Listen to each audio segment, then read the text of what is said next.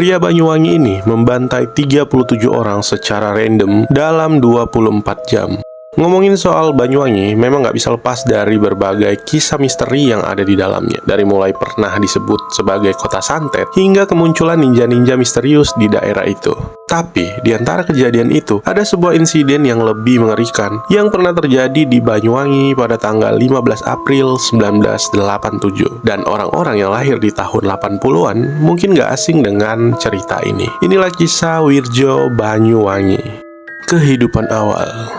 Gak banyak yang bisa diketahui tentang masa lalu si Wirjo ini ya guys. Anak kelima dari 9 bersaudara ini dikenal sebagai pribadi yang temperamen dan juga angkuh. Pria aneh yang gampang tersinggung dan marah-marah ini gak segan-segan menggunakan senjata tajam ketika dia ngamuk. Wirjo juga pernah bekerja di sebuah pabrik di luar kota, tapi karena ada masalah dia pulang lagi ke kampung dan menjadi petani serta menikah. Orang-orang menganggap dia sebagai sosok yang aneh karena dia memiliki perilaku yang berbeda dari manusia normal. Pernah suatu ketika dia memasak nasi sebanyak 5 kilo dengan sebotol minyak goreng. Kemudian dia memakannya sendirian hingga kekenyangan dan sulit untuk berjalan. Dalam keadaan seperti itu, dia berusaha berjalan menuju sungai dan akan berendam untuk menghilangkan rasa kenyangnya. Pernah juga suatu ketika dia makan di sebuah warung makan di kampungnya. Dia memesan banyak porsi makanan dan menghabiskannya dengan cepat tanpa ada tanda-tanda dia akan kenyang. Pemilik warung takut Wirjo ini nggak bisa bayar, tapi karena temperamentalnya, mereka terpaksa memenuhi permintaan dari Wirjo tanpa menanyakan soal pembayaran. Orang-orang di sekitar nggak berani menegurnya, apalagi kalau berkaitan soal uang dan harta. Sangat sensitif bagi Wirjo. Padahal keluarganya Wirjo ini termasuk yang kaya ya di kampung. Semua anak-anak dari orang tuanya ini dapat warisan yang berlimpah, termasuk Wirjo. Akan tetapi karena hobi judinya, keuangan Wirjo ini jadi berantakan dan menjadi yang paling miskin di antara saudara-saudaranya yang lain. Insiden.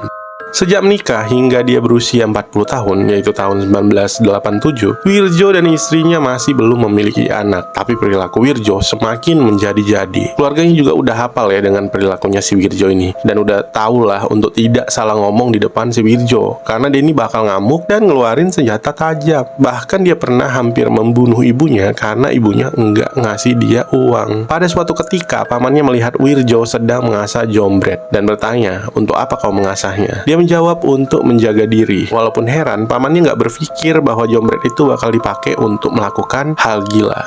14 April 1987, Wirjo yang sedang membawa sapi melewati istrinya yang sedang mencangkul di sawah. Dia menyuruh istrinya untuk memberinya jalan, tapi istrinya mengatakan kalau jalanan masih bisa dilalui. Tanpa babi bu, Wirjo memukuli dan mencambuk istrinya dengan pecutan sapi. Tetangganya yang juga sedang berada di sawah hanya bisa menonton dan kabur meninggalkan mereka. Setelah itu, dia pulang ke rumah dan menyadari bahwa istrinya telah kabur ke rumah mertuanya. Dengan cepat, dia menuju rumah mertuanya dan mengamuk parah di sana. Gak ada yang berani menenangkannya, bahkan seorang satpam pun takut. Keesokan harinya, pada hari insiden ini akan terjadi, yaitu 15 April 1987, Wirjo mengasah jombret di belakang rumah. Setelah dirasa tajam, dia berjalan ke depan rumahnya dan melihat dua anak yang sedang bermain. Dengan sekejap, Wirjo menghampiri dua anak tersebut dan langsung menebas leher salah satu anak yang bermain hingga hampir putus. Setelah itu, seperti kehilangan akal, Wirjo ini memilih untuk pergi berjalan kaki dan menyusuri setiap jalan dan persawahan untuk mencari korban selanjutnya. Warga yang sedang bekerja di sawah juga menjadi korban dari kekejaman Wirjo. Untungnya beberapa orang berhasil lari dan menyelamatkan diri.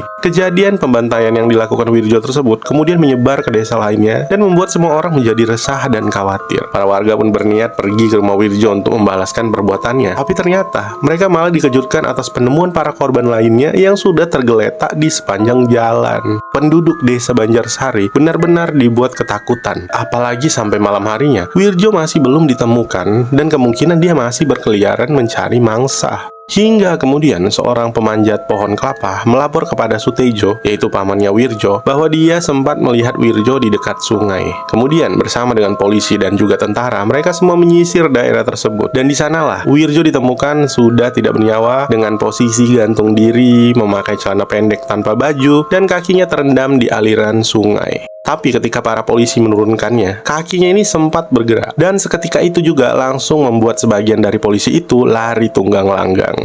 Mitos tentang Wirjo. Pada saat itu, masyarakat sebenarnya masih belum yakin ya kalau Wirjo ini mati. Mereka percaya bahwa Wirjo kebal dan juga sangat susah untuk mati. Selain itu juga ada kejadian aneh yang terkait dengan peristiwa ini, seperti mobil polisi dan juga ambulan yang harusnya menolong malah justru kecelakaan di jalan dan bahkan sampai menimbulkan korban jiwa.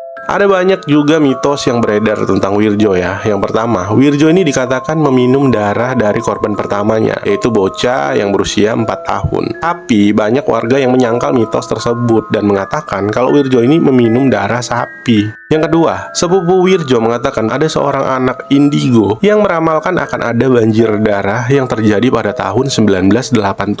Dan ternyata pada tahun 1987 terjadilah insiden ini. Dan yang terakhir, keluarganya bersaksi bahwa sebelum Wirjo melakukan pembantaian, dia berpuasa selama 40 hari. Sampai kini, kisah tentang Wirjo ini masih menghantui rakyat Banyuwangi. Makamnya pun masih sering dikunjungi bagi para peminat urban legend.